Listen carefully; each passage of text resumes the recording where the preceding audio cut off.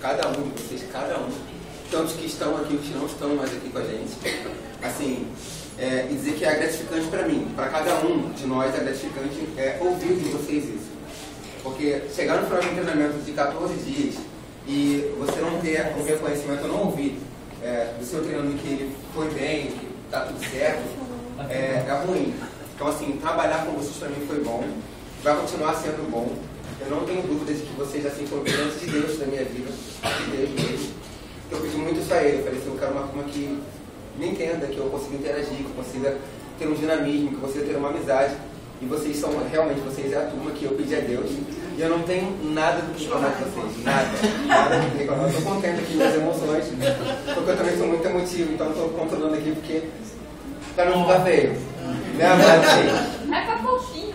Eu vou chorar, gente, para de chorar, se vocês chorar, eu vou chorar também. Então, assim, eu agradeço de coração. Que isso?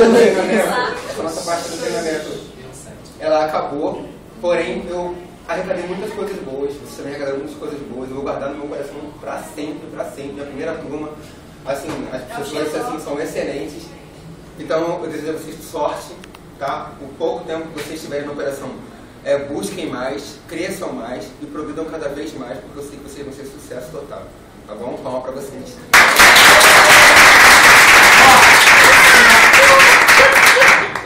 Sinais que eu vou chorar também. Sinais futuras.